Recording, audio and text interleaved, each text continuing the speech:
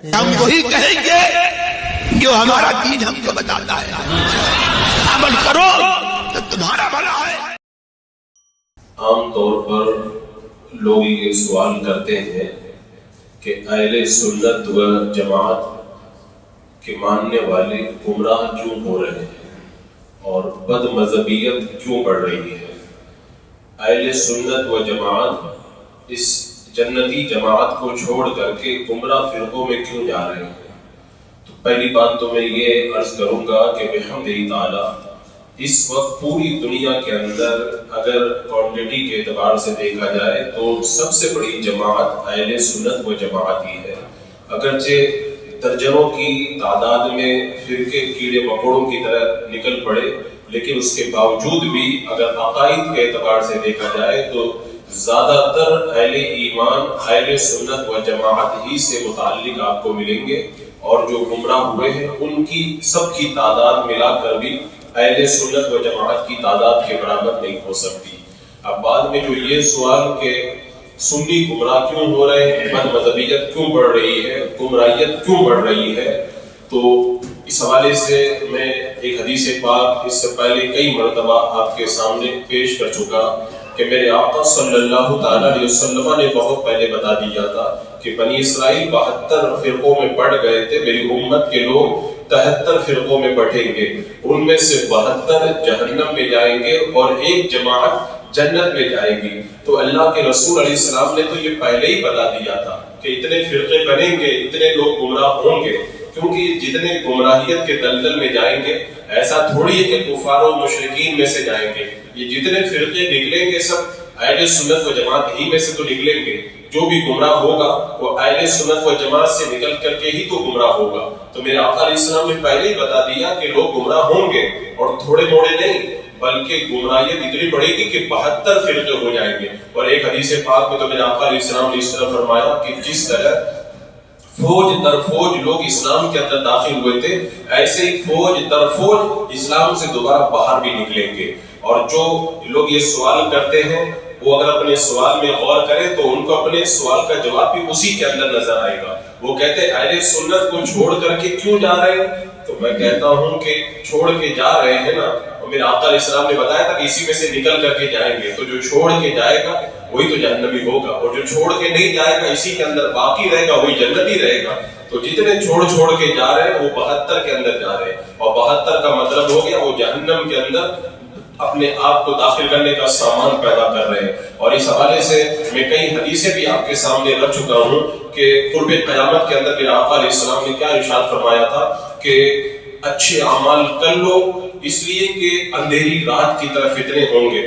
ان فتنوں کے زمانے میں بندے کا عالم کیا ہوگا؟ میرے آقا فرماتے ہیں صبح کے وقت میں بندہ مومن ہوگا تو شام میں کافر ہو جائے گا، شام میں مومن ہوگا تو صبح میں کافر ہو جائے گا۔ اور وہ فتنے کتنے خطرناک ہوں گے، ان کی ہولناکی کو میرے آقا علیہ السلام نے یوں ارشاد فرمایا، میں دیکھ رہا ہوں تمہارے گھروں پر فتنے ایسے اتر رہے جیسے بارش کے قطرے اترا کرتے ہیں۔ بارش جب اترتی ہے تو کس قدر عام ہو جاتی ہے، گھر گھر میں پہنچ جاتی ہے، تو فتنے بھی اسی قدر عام ہو جائیں گے۔ اور میرے آقا صلی اللہ تعالیٰ علیہ وسلم نے یہ بھی بتایا کہ ایسا نہیں کہ ایک فتنہ آئے گا تو پھر بعد میں شانتی ہو جائے گی، نہیں، فرمایا یک کے بعد دیگرے، ایک کے بعد ایک فتنے ہوں گے جیسے دھاگے کے اندر موتی پیروئے ہوئے ہوں اور دھاگا ٹوٹ جائے تو موتی گرنے لگتے ہیں، ایسے ہی فتنے بکھرنا شروع ہو جائیں گے۔ آج آپ دیکھ لیں ایک فتنہ ختم نہیں ہوتا، دوسرا فتنہ سر اٹھانے کے لیے تیار رہتا ہے، دوسرا فتنہ ختم نہیں ہوتا، تیسرا فتنہ تیار۔ فتنے تو پہلے بھی بہت زیادہ ہوئے لیکن وہ ایک دائرے میں ہوئے، ایک علاقے میں ہوئے، ایک مخصوص خطے کے اندر ہوئے، لیکن اب فتنہ صبح کے وقت میں اٹھتا ہے، دوپہر میں جوان ہوتا ہے، اور شام ہوتے ہوتے پوری دنیا میں پھیل کر کے لوگوں کے لیے آثار بن جاتا ہے۔ یہ میڈیا کی دین ہے کہ اب فتنہ جو ہے وہ ایک جگہ محدود نہیں رہتا پہلے کی طرح، بلکہ اب تو فتنہ اڑتا ہے تو اڑتا ایک گاؤں میں ہے اور پھیل جاتا ہے پوری دنیا کے اندر۔ اور اس کے علاوہ ایک بات یہ بھی ہے، اب فتنے اٹھتے صرف نہیں ہے، اب فتنے باضابطہ طور پر لانچ کیے جاتے ہیں۔ قادیانیت کو لانچ ہی تو کیا گیا ہے، وہابیت کو لانچ ہی کیا گیا ہے۔ کتنے چہرے آپ دیکھ رہے ہیں، کبھی انجینئر علی مرزا کے نام سے فتنہ لانچ کیا جاتا ہے، کبھی جاوید غامدی کے نام سے فتنہ لانچ کیا جاتا ہے، کبھی شکیل بن حنیف کے نام سے فتنہ لانچ کیا جاتا ہے، کبھی فرد ہاشمی کے نام سے فتنہ لانچ کیا جاتا ہے. اتنے نام ہیں، میں کتنے نام آپ کو گناؤں. ایک کے بعد ایک فتنہ جب شروع ہو جاتا ہے اس کا اثر کم ہو جاتا ہے تو دوسرا فتنہ پھر تیار رکھا جاتا ہے، اس کا اثر جب کم ہو جاتا ہے تیسرا چہرہ تیار رکھا جاتا ہے. اور ایسا بھی نہیں کہ خالی چہرہ لانچ کر دیا جاتا ہے، ان کو سارے اسباب دیے جاتے ہیں، انہیں سیٹلائٹ کی سہولتیں دی جاتی ہیں، انہیں ایپ بنا کر دیے جاتے ہیں، ان کے چینل باضابطہ طور پر بنائے جاتے ہیں، ان کو سیٹ اپ دیا جاتا ہے، ان کے لیے پورے سامان کو مہیا کیا جاتا ہے، ان کا پرچار کیا جاتا ہے، ان کا پروپیگنڈا کیا جاتا ہے، اور ان کو پوری آزادی دی جاتی ہے. جن علاقوں کے اندر مسلمانوں کو تبلیغ کرنے کی بھی اجازت نہیں ہے، ان علاقوں کے اندر بھی ان فتنہ پروروں کو پوری آزادی ہوتی ہے، وہ جس قدر چاہیں جیسے چاہیں اپنے فتنے کو عام کرتے ہوئے نظر آئیں. لیکن اب یہاں پر دو چیزیں ہیں، یہ فتنے پھیلنے کی وجہ کیا ہے، اور یہ لوگ جو فتنہ پھیلاتے ہیں، لوگوں کو جو گمراہ کرتے ہیں، ان کے گمراہ کرنے کا طریقہ کیا ہے. آج کی اس محفل میں خاص طور سے میں یہ بتاؤں گا کہ یہ لوگ لوگوں کو گمراہ کیسے کرتے ہیں، سنیوں کو کیسے بد مذہب بناتے ہیں. لیکن اس سے پہلے میں مختصراً یہ بتا دوں کہ ان فتنوں کے پھیلنے کی وجوہات بھی بہت ساری ہیں. ایک ان میں سے سب سے بڑی وجہ یہ ہے کہ آج ہمارے لوگوں نے ہر ایرے غیرے کو سننا شروع کر دیا ہے. پہلے کوئی بد مذہب کو نہیں سنتا تھا، آج بد مذہبوں کو سننا عام ہوتا چلا جا رہا ہے. جس کو دیکھو ہر کسی کو سنتا ہوا نظر آ رہا ہے. اب ظاہر سی بات ہے، بندہ جب غیر کو سنے گا، اب اس کے دماغ کے اندر خلجان پیدا ہوگا. اب اس کے بعد میں یا تو وہ کسی عالم کے پاس نہیں جائے گا، ویسے ہی گمراہ ہو جائے گا، اور اگر کسی عالم کے پاس جائے گا تو عالم بھی ہر ایک طرح کے نہیں ہوتے ہیں. ایک چھوٹا ڈاکٹر ہوتا ہے، ایک ایم ڈی ڈاکٹر ہوتا ہے، ہر ڈاکٹر ہر علاج نہیں کر سکتا ہے. اب وہ چھوٹے موٹے عالم کے پاس چلے جاتے ہیں، اور جو سن کر کے آئے تھے وہ اعتراض جا کر کے بتاتے ہیں، وہ عالم ان کو اچھے طریقے سے جواب نہیں دے پاتا اور وہ ایسے گمراہ ہو کر کے رہ جاتے ہیں. تو یہ ایک بڑی وجہ اس کی یہ ہے، ہر غیرے کو سننا، یہ اس فتنے کی سب سے بڑی وجہ ہے. اور دوسری وجہ یہ ہے، آج ہمارا جو میل جول ہے یہ بد مذہبوں کے ساتھ بڑھتا چلا جا رہا ہے. بد مذہبوں کے ساتھ سلام کلام، ان کے ساتھ میں کھانا پینا، ان کے ساتھ میں اٹھنا بیٹھنا. بندہ جس کے ساتھ میں بیٹھتا نا، میرے آقا صلی اللہ علیہ وسلم نے بتا دیا نا کہ اگر وہ کوئلہ بیچنے والے کے پاس میں بیٹھو گے تو کوئلہ نہیں بھی خریدو گے تب بھی تو کپڑے کالے ہو جائیں گے، اور پھر دل کے اندر شبہ پیدا ہوتا ہے، اور اس کے بعد میں بندہ گمراہیت کی طرف بڑھتا چلا جاتا ہے. اور تیسری بڑی وجہ ہے کہ ہمارے عوام کے پاس میں علم دین کی بڑی کمی ہے. اب جب آدمی کے پاس علم نہیں ہے تو کوئی بھی اس کو آرام سے گمراہ کر لے جائے گا. جس کے پاس میں علم ہوگا، اگر کوئی غلط بات اس کے سامنے آئے گی، وہ علم کی روشنی کے اندر اس کو نکار دے گا، اس کا کنڈم کر دے گا. لیکن جب وہ علم ہی نہیں رکھتا ہے تو کیسے اس کو وہ اپنے دل و دماغ سے نکال پائے گا. لہذا علم کی کمی بھی ایک بڑی وجہ ہے گمراہیت کی. اور اس کے بعد میں چوتھی بڑی وجہ علماء سے دور ہونا. میرے آقا صلی اللہ تعالی علیہ وسلم نے ہلاکت سے بچنے کے 4 راستے بتائے تھے. میرے آقا نے فرمایا عالم بنو، اگر عالم نہیں بنتے تو طالب علم یعنی علم دین حاصل کرنے والے بنو، اگر یہ بھی نہیں بنتے تو عالم کی بات سننے والے بنو، اگر یہ بھی نہیں بنتے تو عالم سے محبت کرنے والے بنو. فرمایا اگر ان 4 کے علاوہ 5 میں بنو گے تو پھر ہلاک ہو جاؤ گے. آج نہ خود عالم بن رہے ہیں، نہ علم دین حاصل کر رہے ہیں، نہ کسی عالم کی بات سننے کے لیے جا رہے ہیں، نہ عالموں سے قریب ہو رہے ہیں. تو میرے آقا نے پہلے ہی بتا دیا تھا اگر یہ 4 کام نہیں کرو گے، 5واں راستہ اختیار کرو گے تو ہلاک ہو جاؤ گے. آج جو گمراہیت بڑھ رہی ہے اس کی وجہ یہ لوگ علماء سے دور ہو رہے ہیں. یہ مکمل ایک ٹاپک ہے، اس پر بعد میں انشاءاللہ میں گفتگو کروں گا. ایک اس کی گمراہیت کی بڑی وجہ یہ ہے. اور اس کے بعد میں ایک 5ویں وجہ جو گمراہ ہونے کی لوگوں کی ہے وہ یہ ہے کہ بد مذہبوں کے ساتھ میں ہماری رشتہ داری بڑھتی چلی جا رہی ہے. اب ظاہر سی بات ہے، لڑکا دے دیا، لڑکی لے لی تو ملنا جلنا ہوگا، دعوت میں بلائیں گے، اس کی یہاں پر دعوت میں آئیں گے، اور پھر بعد میں دل میں اس کی محبت بھی پیدا ہوگی، آپ اس کی حمایت بھی کریں گے، اور پھر حمایت کریں گے تو پھر بد مذہبوں کے رد کو سننا بھی آپ پسند نہیں کریں گے. عمران نام کا اتنا بڑا محدث تھا، اس نے ایک خارجیہ بد مذہب سے شادی کرنے کا ارادہ کیا. علماء نے سمجھایا بد مذہب سے شادی مت کرو. کہا میں اس کو اس لیے شادی کر رہا ہوں تاکہ اس کو میں سنی بناؤں گا. تھوڑے دن گزرے تھے کہ وہ جو اتنا بڑا محدث تھا اس عورت کے چکر میں گرفتار ہو کر خود ہی بد مذہب بن گیا ہے. ابھی چند دن پہلے کی بات میں بتاتا ہوں، ایک مولوی تھا، اس نے غیر مقلدہ عورت سے شادی کرنے کا ارادہ کیا. لوگوں نے کہا اس سے کیوں شادی کر رہے ہو؟ بولے وہ عورت نادان ہے، میں سمجھاؤں گا اور سنی بنا دوں گا. ابھی 1 سال بھی نہیں گزرا تھا وہ ادھر ادھر کی باتیں کرنا شروع کر دیا کہ ہاں یہ بھی صحیح ہوتے ہیں، یہ بھی صحیح ہوتے ہیں. تو یہ جو رشتہ داری بڑھ رہی ہے اس کی وجہ سے بھی گمراہیت اور بد مذہبیت بڑی تیزی کے ساتھ میں ہمارے معاشرے کے اندر بڑھتی چلی جا رہی ہے. اور گمراہیت بڑھنے کی ایک وجہ اور مجھے سمجھ میں آتی ہے.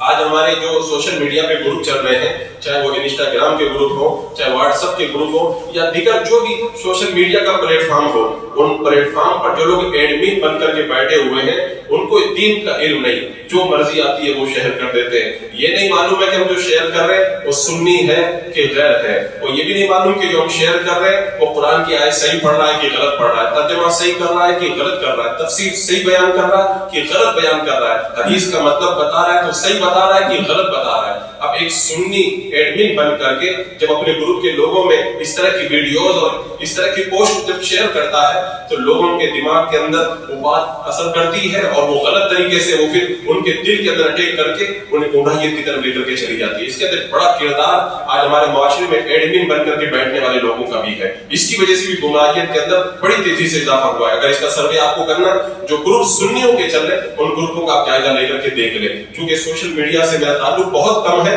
لیکن اس طرح کی خبریں مجھے برابر میسر آتی کہ فلاں بھی گمراہ ہو گیا، گروپ میں ایسی چیز آئی تھی اس نے سنا اور وہ گمراہیت کے دلدل کے اندر گرفتار ہو گیا. اور پھر گمراہ ہونے کی ایک بڑی وجہ جو سمجھ میں آتی ہے، علماء سے تو دور کیا گیا لیکن ٹائی کوٹ پینٹ شرٹ کو آج جو ہے وہ ایک اچھے انداز کے اندر دکھایا گیا.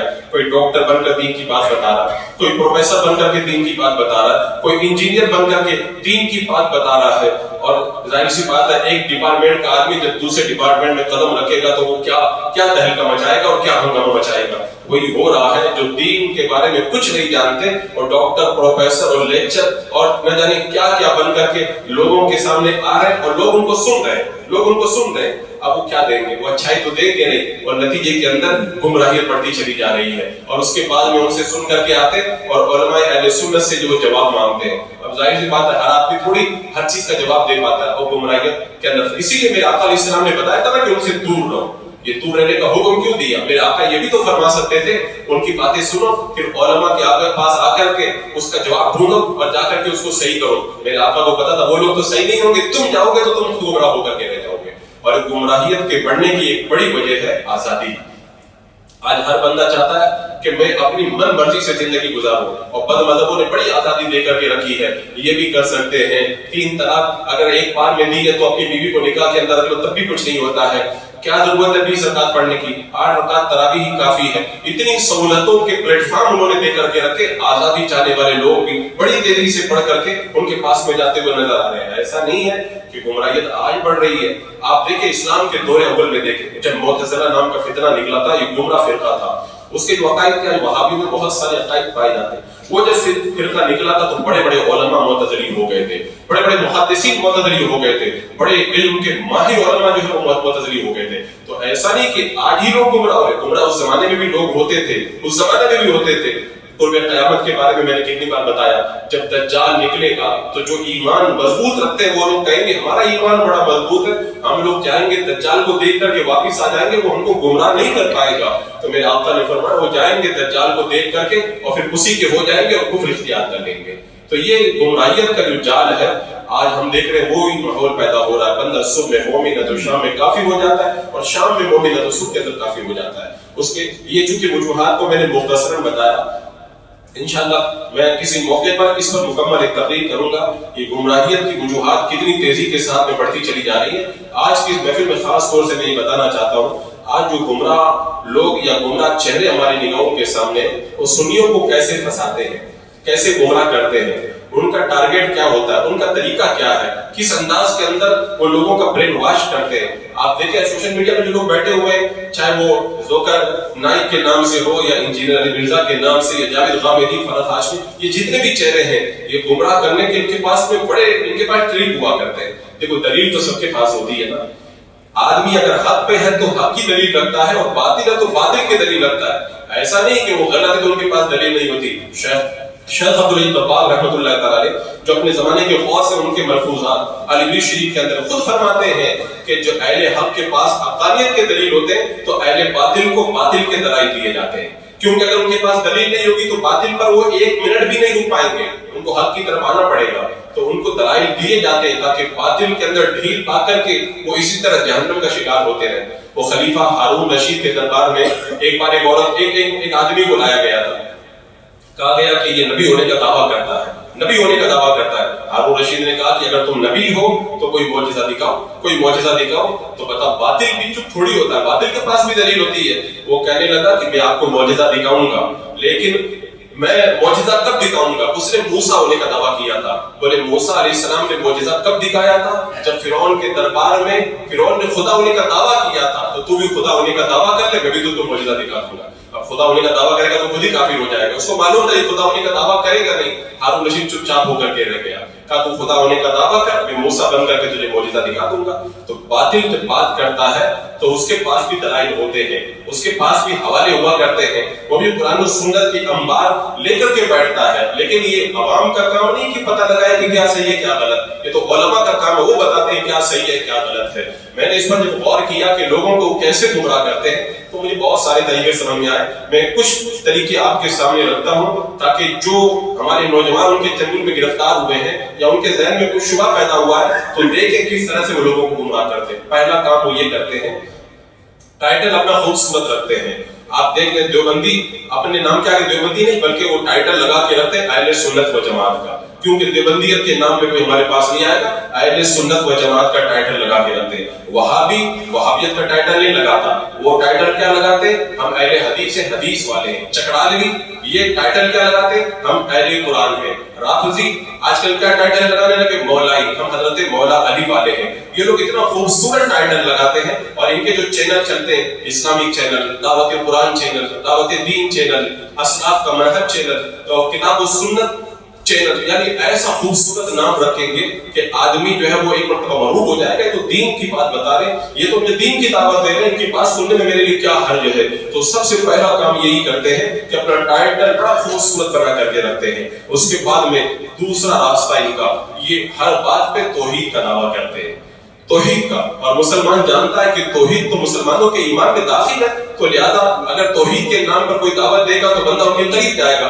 کہتے ہیں یہ بریلوی، یہ فلاں سنی جو بنتے ہیں یہ مشرک ہیں، یہ بدعتی ہیں، دیکھو یہ بازار پہ جا کے مانگتے یہ جو ہے وہ مشرک ہو گئے، یہ فلاں جو ہے وہ شب برات کا حلوہ بناتے یہ بدعتی ہو گئے۔ اور قرآن و سنت کے اندر مشرک سے بھی بچنے کا حکم دیا گیا، بدعتی سے بھی بچنے کا حکم دیا۔ ہم لوگ توحید والے ہیں، آپ لوگ ہمارے پاس میں آؤ، ہم لوگ آپ کو توحید بتائیں گے، ہم توحید بتائیں گے۔ تو یہ توحید کا خوبصورت نعرہ لگا کر کے لوگوں کو بالکل اپنے قریب یہ لوگ کرتے ہیں۔ اور اس کے بعد میں تیسرا کام کیا کرتے ہیں؟ کہتے ہیں اللہ تعالیٰ قرآن پاک میں فرماتا ہے وَلَا تَفَرَّقُوا، فرقہ بندی مت کرو، فرقے میں مت بن جاؤ۔ اللہ تعالیٰ فرماتا ہے هُوَ سَمَّاكُمُ الْمُسْلِمِينَ، اللہ نے تمہارا نام مسلمان رکھا ہے۔ تو کہتے ہیں ہم کسی مسلک والے نہیں ہیں، ہم کسی فرقے والے نہیں ہیں، ہم مسلمان ہیں، اللہ نے ہم کو مسلمان پیدا کیا، ہم لوگ فرقہ بندی کا انکار کرتے ہیں۔ اب سنی سوچ میں سنی سمجھ ہی نہیں پاتا ہے کہ کیا کہہ رہا ہے کیا نہیں، وہ کہتے ہیں بالکل اچھی بات کہہ رہا ہے۔ قرآن میں اللہ تعالیٰ فرماتا ہے فرقے مت بن جاؤ۔ اس بیچارے عام آدمی کو یہ بھی نہیں پتا رہتا ہے، اس نے قرآن کی آیت تو صحیح پڑھی ہے لیکن اس کا مفہوم کتنا غلط بتایا۔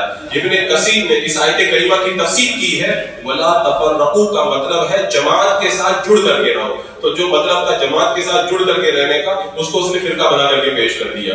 اور اگر فرقے کی بات کی جائے تو میرے آقا صلی اللہ تعالیٰ علیہ وسلم نے تو پہلے ہی ارشاد فرما دیا، کونین کے دولہ صلی اللہ علیہ وسلم نے، کہ 72 فرقے جہنم میں جائیں گے۔ تو اہل سنت و جماعت تو کوئی فرقہ ہے ہی نہیں، یہ تو جنتی جماعت ہے۔ فرقے تو وہ ہیں جو چھوڑ چھوڑ کر کے کٹ کٹ کر کے اس سے گئے ہیں۔ تو یہ اتنا خوبصورت نعرہ لگاتے ہیں کہ ہم لوگ فرقہ بندی والے نہیں ہیں، ہم تو اتحاد والے، محبت والے، ایک پلیٹ فارم والے ہیں، ہم تو صرف مسلمان کا لیبل لگاتے ہیں۔ میں کہتا ہوں کہ جب خالی مسلمان کا لیبل لگاؤ گے تو اللہ کے رسول علیہ السلام نے جو فرمایا تھا کہ میری امت کے اندر 73 فرقے ہو جائیں گے، پتہ کیسے چلے گا یہ جنتیوں والا ہے یا جہنمیوں والا ہے؟ پتہ کیسے چلے گا؟ تو پتہ لگانے کے لیے ٹائٹل کی تو ضرورت پڑے گی نا، لیکن جو کہتے ہیں کسی فرقے میں نہیں ہے، وہیں سے پتہ چل جاتا ہے کہ یہ سارے فرقوں میں داخل ہو کر کے گمراہیاں پھیلا رہے ہیں۔ یہ خوبصورت جو ہے وہ ٹائٹل کے بعد میں ایک نعرہ لگا کر کے لوگوں کو گمراہ کرتے ہیں۔ اس کے بعد میں ان کا اگلا ٹارگیٹ کیا ہوتا ہے؟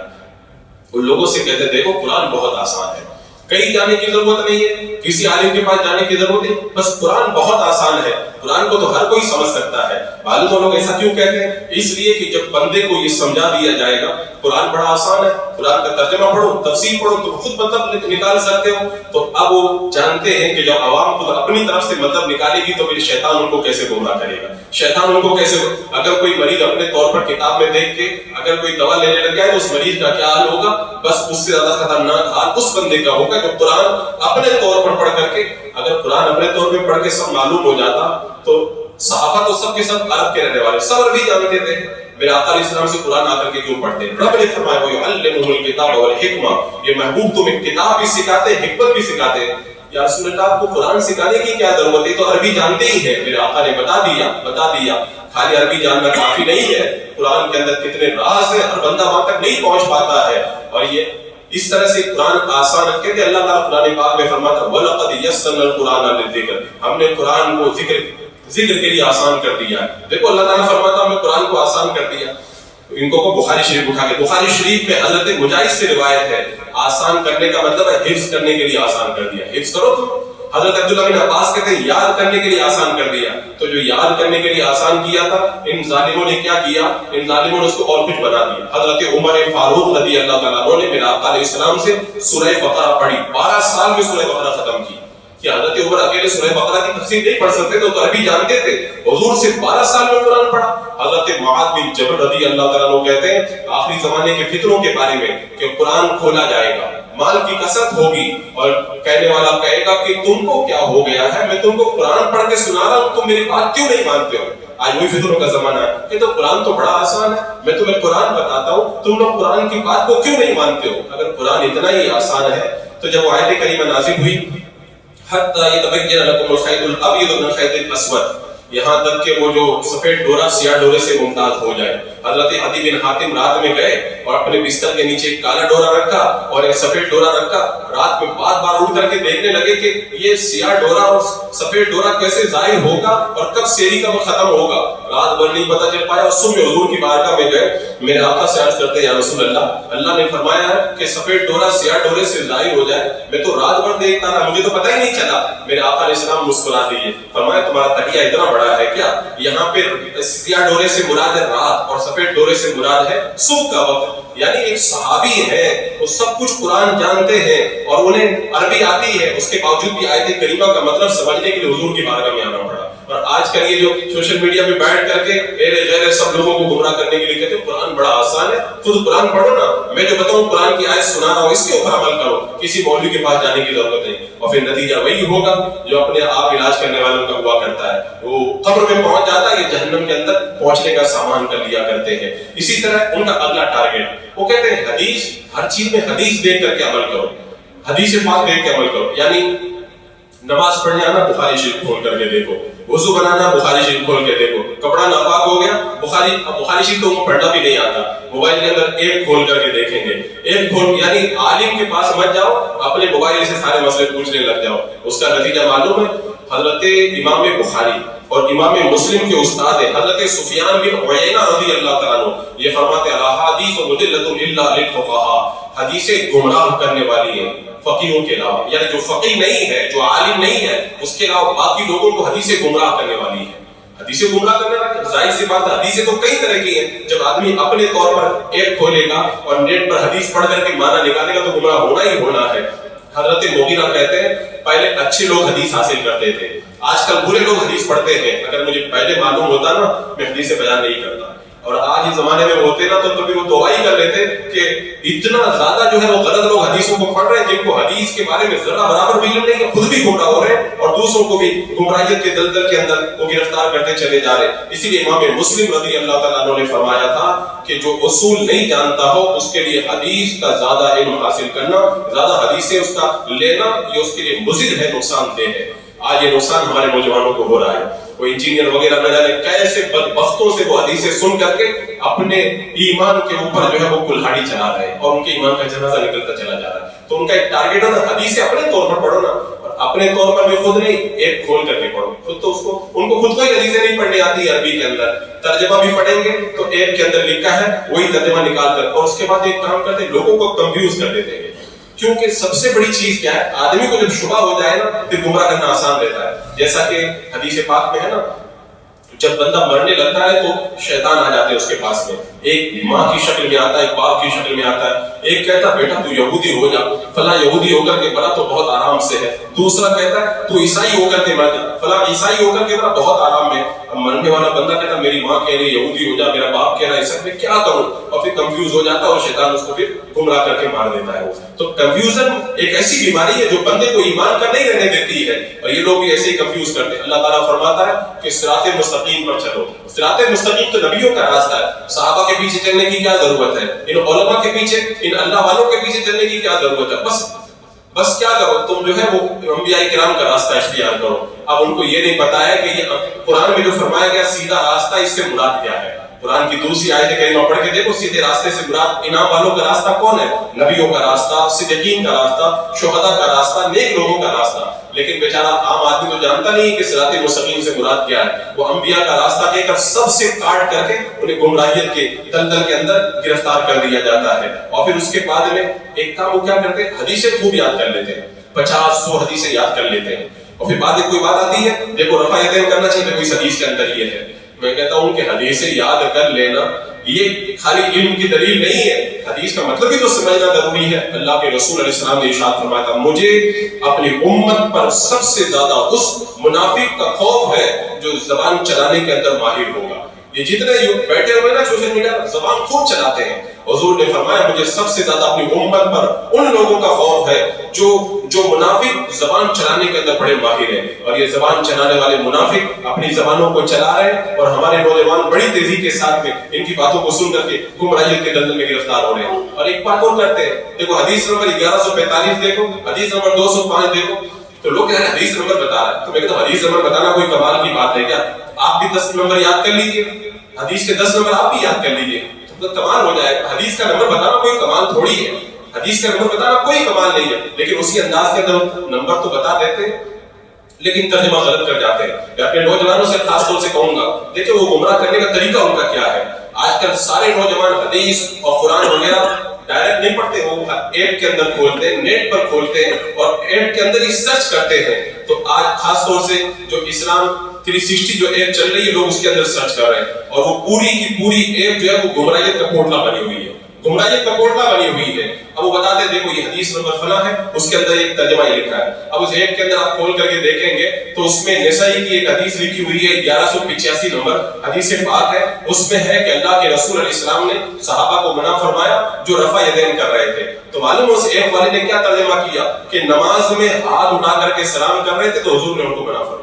اب عام آدمی کو کیا پتا چلے گا کہ حدیث کا ترجمہ اس نے غلط کیا؟ وہ تو کہے گا ہاں بھائی یہ تو سلام کر رہے تھے اس لیے حضور نے منع فرمایا، حالانکہ میرے آقا نے ان لوگوں کو منع فرمایا جو نماز میں رفع یدین کر رہے تھے. اب اس حدیث کا اگر صحیح ترجمہ کر دیتے تب تو پھر وہ رفع یدین والوں کا جنازہ ہی نکل جاتا، لہذا صحیح ترجمہ نہیں کیا. اب جو ایپ سے علم حاصل کریں گے ویسے ہی تو گمراہ ہوں گے، تھوڑی دیر کے بعد وہ بھی رفع یدین کرنے لگ جائیں گے. اور ایک کام اور کرتے ہیں، وہ حدیث کا ترجمہ بھی اگر صحیح کر دیں گے نا تو بریکٹ لگا کر کے اس میں کچھ جملہ ڈال دیں گے تاکہ آدمی کو گمراہ کر سکے. جیسے مثال کے طور پر مسلم شریف کی حدیث پاک اس ایپ کے اندر دی گئی ہے، حدیث نمبر 1298. اس کے اندر میرے آقا فرماتے ہیں لا قراءۃ مع الامام فی شیء، امام کے ساتھ قرأت نہیں ہے. تو معلوم ہے ایپ والے نے ترجمہ کیا کیا، یہ غیر مقلد وغیرہ امام کے پیچھے حمد و شریف پڑھتے ہیں تو ترجمہ کر دیا امام کے پیچھے سورہ فاتحہ کے علاوہ قرأت نہیں ہے. اب اس کو آپ کے آدمی کو کیا پتا چلے گا یہ جو سورہ فاتحہ پڑھایا ہے اس نے قبلہ کیا ہے، یہ اپنی طرف سے پڑھایا ہے، لوگوں کو دھوکہ دینے کے لیے پڑھایا، اور پھر وہ امام کے پیچھے سورہ فاتحہ پڑھنا شروع کرے گا تو پھر مقلدوں کا ہم نوا بن جائے گا. اس طرح سے بھی وہ لوگ اردو گمراہ کرتے ہیں. ایک کام اور کرتے ہیں، وہ اپنی طرف سے حکم لگا دیتے ہیں. حدیث کی کتاب میں کوئی حکم نہیں. جیسے مثال کے طور پر مشکاۃ شریف کی حدیث پاک ہے، جب حضرت صالحہ جنگ کے لیے گئے تھے تو حضرت عمر منبر پہ خطبہ دے رہے تھے.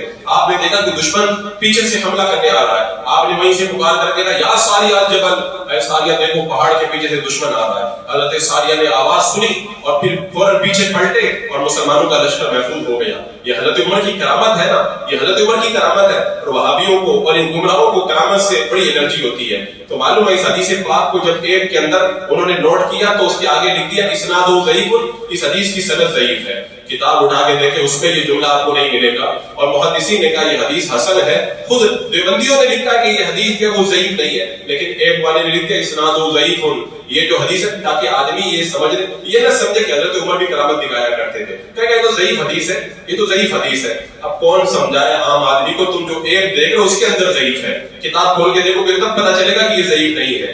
تو اس طرح سے بھی وہ لوگوں کو گمراہ کیا کرتے ہیں. اور پھر اس کے بعد جو قرآن کی آیت لکھتے ہیں اس کا ترجمہ غلط لکھیں گے. جیسے مثال کے طور پر ایک آیت اس میں آپ لکھا ہوا دیکھیں، لکھی ہوئی دیکھیں کہ یومن اضل ممن يدعو من دون اللہ. اس کا ترجمہ کیا ہوتا ہے؟ یعنی جو اس سے بڑھ کر گمراہ کون؟ جو اللہ کو چھوڑ کر کے بتوں کی عبادت کرتا ہے. تو اس کا ترجمہ کیا کر دیا انہوں نے؟ ترجمہ یہ کرتے جو اللہ کے علاوہ کسی اور سے مانگتا وہ گمراہ ہے. یہ غوث پاک سے مانگتے ہیں، خالق غیب سب کے سب گمراہ ہے. اور اس کے بعد ایک نوجوان آ جائے گا کہ آپ سنی لوگ یہ کرتے قرآن میں لکھا ومن اضل ممن يدعو من دون اللہ، جو غیروں سے مانگتا ہے وہ گمراہ. میں کہتا ہوں تم ایک پڑھ کر کے عالم بنو گے تو پھر گمراہیت کا فتویٰ ہی تو لگاؤ گے نا. تمہیں کیا معلوم کہ اس آیت کریمہ میں بتوں کے بارے میں کہا گیا ہے؟ اب اس کو تو بیچارے کو پتہ نہیں کہ ترجمہ کیا ہوتا ہے، اور وہی مرغی کے ٹانگ کے اوپر اڑ جاتے ہیں ترجمہ یہی ہے. ابھی ترجمہ یہی ہے، اور جب تک وہی ترجمہ کرتے رہیں گے جب تک فرشتے ان کو جہنم میں دھکا نہیں دے دیتے. تو یہ عالم ہے ان لوگوں کے گمراہ کرنے کا. اور پھر اس کے بعد کبھی تفسیر بھی کریں گے نا، ایک وغیرہ میں تفسیر بھی غلط کر دیں گے. جب حضرت مولا علی رضی اللہ تعالیٰ عنہ کی جنگ ہوئی تھی، ایک اجتہادی خطا کی بنیاد پر تو ایک حکم بنایا گیا تھا، حکم بنایا گیا تھا دو لوگوں کو. تو اس وقت خارجیوں نے کیا کہا تھا؟ ان الحکم الا للہ، اللہ کے علاوہ کوئی فیصلہ کرنے والا نہیں ہے. حضرت علی نے حکم بنایا، حضرت علی کافر ہو گئے. تو حضرت مولا علی نے کیا کہا؟ قرآن کی آیت تو انہوں نے صحیح پڑھی ہے لیکن اس کا مطلب انہوں نے غلط بتایا، اس کا مطلب غلط بتایا. تو قرآن صحیح پڑھنے سے مطلب صحیح تھوڑی ہو جائے گا اگر غلط مطلب آدمی بتائے. تو یہ لوگ کیا کرتے ہیں؟ قرآن کی آیت تو صحیح لکھ دیں گے، ترجمہ بھی لکھ دیں گے، اور اس کی تفسیر کے اندر ایسا کچھ لکھ دیں گے کہ آدمی آرام کے ساتھ میں وہ گمراہیت کے دلدل کے اندر گرفتار. اور کبھی کبھی کیا کرتے ہیں؟ آدھی آیت بیان کر دیں گے اور آگے پیچھے کا چھوڑ دیں گے تاکہ گمراہ کرنے میں مزہ آئے. جیسے اللہ تعالیٰ قرآن پاک میں فرماتا ہے اتخذوا احبارهم ورهبانهم اربابا من دون اللہ. اس کا ترجمہ وہ انجینئر کرتے ہوئے کہہ دیتا ہے کہ یہ لوگ اپنے بزرگوں اور عالموں کو اللہ کو چھوڑ کر کے معبود بناتے اور ان کی باتیں مانتے. حالانکہ یہ آیت کریمہ کن کے بارے میں ہے اس ہم کو یہ بھی نہیں پتا ہے. اور ہماری عوام جب ان کو سنتی ہے تو کہتی ہے ہاں بزرگوں کی باتیں ماننے والوں کو اللہ تعالیٰ نے کتنی وعید سنائی ہے. اب وہ صحیح بات کو سمجھ نہیں پاتے، گمراہی کے دلدل میں پڑ جاتے ہیں. ایک طریقہ اور بھی ہے، وہ کیا کرتے ہیں؟ ایک آیت لکھ دیتے ہیں اور اس کے مطلب کو واضح کرنے والی جو دوسری آیت کریمہ ہے اس کو چھوڑ دیتے ہیں. جس سے مثال کے طور پر اپنی تقریر میں بیان کریں گے قل لا یعلم من فی السماوات والارض الغیب الا اللہ، آسمان اور زمین کا غیب اللہ کے سوا کوئی نہیں جانتا. یہ سارے سنی گمراہ ہو گئے اس لیے کہ یہ نبی کے لیے غیب جان رہے ہیں. میں نے کہتا ہوں ایک آیت تم نے بتا دی، وہ دوسری والی آیت کون بتائے گا جس میں اللہ تعالیٰ فرماتا وما هو علی الغیب بضنین، محبوب تو غیب کی بات بتانے میں بخیل نہیں ہے. اس آیت کریمہ کو کون بتائے گا جس آیت کریمہ میں اللہ تعالیٰ فرماتا الا من ارتضی من رسول، میں اپنے پسندیدہ رسولوں کو غیب کی بات بتاتا ہوں. تو ایک آیت بتائیں گے اور لوگ اسی کو لے کر کے بیٹھ جائیں گے اور گمراہی کے دلدل میں پڑ جائیں گے. اب ان کو یہ تو نہیں معلوم ہوتا قرآن میں اور بھی تو آیتیں ہیں جن میں اس آیت کریمہ کا مطلب واضح کیا گیا ہے. پھر ایک طریقہ ان کا یہ بھی ہے گمراہ کرنے کا، کسی کی آیت ہوگی کہیں پر لے جا کر کے اس کو فٹ کر دیں گے. جیسے وہ اتخذوا احبارا ورهبانا یا بہت ساری آیتیں بتوں کے بارے میں ہے، مشرکوں کے بارے میں ہے، وہ انبیاء کرام پر، اولیاء کرام پر اور مسلمانوں پہ لے جا کر کے فٹ کر دیں گے. حضرت عبداللہ بن عمر رضی اللہ تعالیٰ عنہ نے خارجیوں کے بارے میں کہا تھا وہ بدترین مخلوق ہیں، جو آیت کافروں کے بارے میں نازل ہوئی وہ مسلمانوں پہ لے جا کے فٹ کرتے ہیں. اور یہی کام آج کل سوشل میڈیا والے علماء کر رہے ہیں، جو علماء نے انجینئر پروفیسر بن کر کے اپنے آپ کو عالم ظاہر کر رہے ہیں. یہی کام لوگوں کو گمراہ کرنے کے لیے آج یہی کرتے ہوئے نظر آ رہے ہیں. اچھا پھر ایک کام یہ ہم اگر کوئی ان کو سمجھائیں گے، حدیث پیش کریں گے کہ دیکھو حدیث پاک میں تو یہ ہے تم تو غلط کہہ رہے ہو، سر یہ فرمایا کہ جو ہے وہ رفع یدین نہیں کرنا چاہیے، کہتے بخاری دکھاؤ. یعنی وہ سمجھتے ہیں کہ بخاری کے علاوہ کوئی کتاب، ان کو یہ نہیں معلوم ہے حدیث کی اتنی کتابیں ہیں، تم نے تمہارے باپ دادا نے ان کتابوں کا نام بھی آج تک نہیں سنا ہوگا، تم کو صرف ایک دو کتاب کا نام یاد ہے. تو اس کا یہ مطلب تھوڑی کہ ان دو کتابوں میں ساری حدیث کی کتابیں بے شمار ہیں. اچھا کبھی کبھی ایسا ہوتا ہے حدیث اگر دکھا دو نا، بخاری کی جو یہ بات کرتے ہیں تو بخاری شریف میں تو یہ حدیث پاک اللہ کے رسول صلی اللہ علیہ وسلم نے کھڑے ہو کے پیشاب کیا، تو ان سب کو کھڑے ہو کے پیشاب کرنا چاہیے.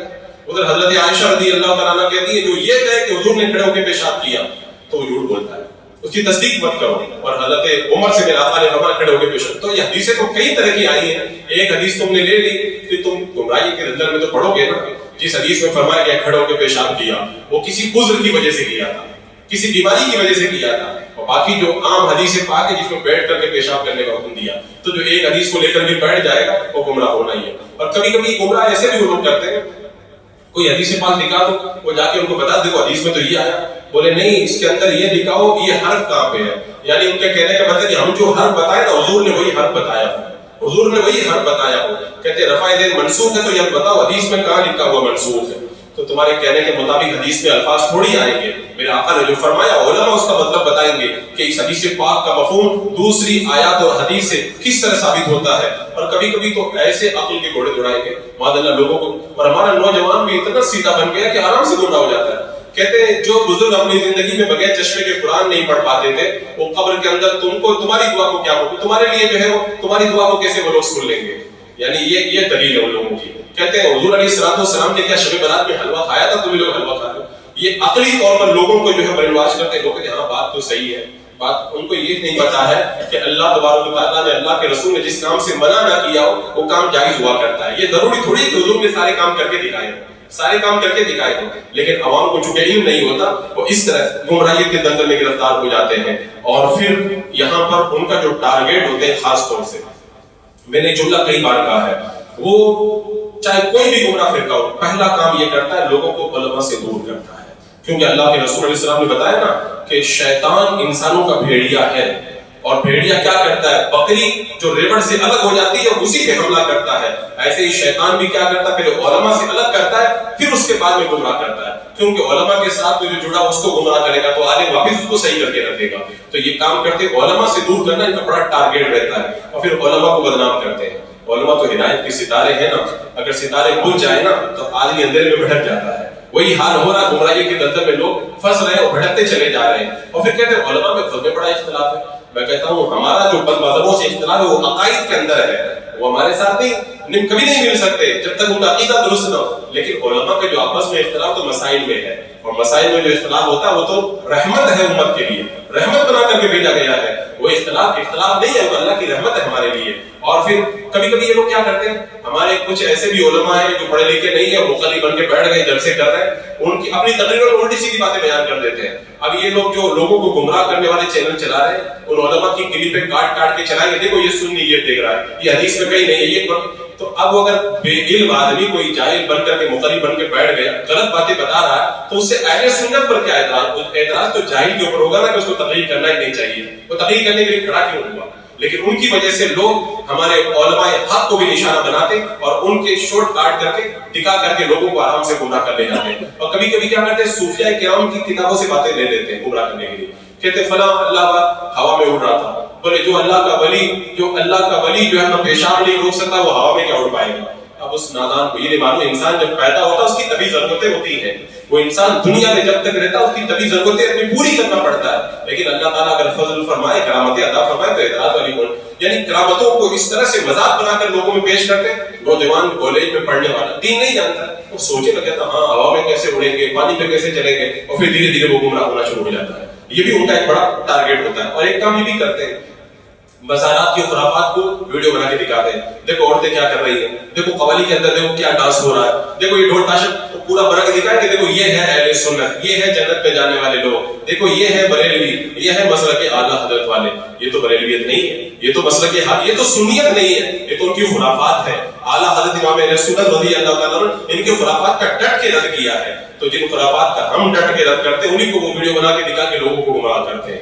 اور ایک کام معلوم میں نے یہ بھی دیکھا ہے، کہتے غوث پاک بھی وہابی تھے. یہاں تک میں تقریروں میں کہہ دیا غوث پاک کا بھی یہ عقیدہ تھا، امام بخاری بھی جو ہے وہ وہابی تھے. باضابطہ لوگوں کو اپنی طرف کھینچنے کے لیے اس طرح کی باتیں کہتے ہیں. اور جب ان کے گستاخ علماء کی باتیں جب دکھاؤ نا کہتے ہیں کہ ہمارا عالم نہیں ہے، اس سے ہمارا کوئی تعلق نہیں ہے، اپنے علماء سے پلہ بھی جھاڑ لیتے ہیں. تو ان کو گمراہ کرنے کے بہت سے تقریباً 30 طریقے میں نے آپ کو بتائے. یہ 30 طریقے، اس کے علاوہ اور بھی پتہ نہیں کتنے 30 ہوں گے، ان کے ذریعے وہ لوگوں کو ٹارگیٹ کرتے ہیں. وقت کے مختصر تھا، میں نے آپ کے ذہن کو اپیل کرنے کے لیے کچھ طریقے آپ کے سامنے رکھے. ایسے بہت سارے طریقے نکلیں گے، کیسے ویڈیو چلائیں گے، کیسے شور چلائیں گے، اس کا کیسے مذاق بنائیں گے، قرآن کی آیت وہاں پر لگا دیں گے، حدیث پاک کا نمبر ڈال دیں گے. عوام کو نہ حدیث سے مطلب ہے نہ قرآن جانتے ہیں، بس وہ ایک کے چکر میں پڑے انہیں کچھ نہیں پتا اور پھر گمراہی کے دلدل میں گرفتار ہو جاتے ہیں. اور اس کی ایک بڑی وجہ آج میں نے بتایا تھا، ہمارے معاشرے کے اندر جن مسجدوں کے اندر امام حضرات بد مذہبوں کا سال تک رد نہیں کرتے نا، وہاں کی عوام کو میں نے دیکھا پلپلی ہو جاتی ہے وہ، اور بعد میں پلپل ہو کے سڑنے بھی لگ جاتے ہیں، وہ وہابیت کے دلدل میں گرفتار ہو جاتے ہیں. لہذا وقتاً فوقتاً ان جراثیم کو مارنے کے لیے جب کسی علاقے کے اندر بیماریاں پھیل جاتی ہیں نا، اچھی غذا لینا چاہیے اور جراثیم سے دور رہنا چاہیے اور ڈاکٹروں سے رابطہ کرنا چاہیے. ایسے جب گمراہیت پھیل گئی دین کا علم حاصل کرنا چاہیے، اور دین کا علم حاصل کرنے کے ساتھ میں ہمیں ان جراثیم سے، بد مذہبوں سے دور رہنا چاہیے، اور اس کے جو ڈاکٹر علماء کرام ہیں ان سے اپنا تعلق مضبوط کر کے رکھنا چاہیے تاکہ ایمان ہمارا محفوظ رہے۔ اللہ رب العزیز ہماری نسلوں کے ایمان کی حفاظت فرمائے۔ استغفر اللہ ربی من کل ذنب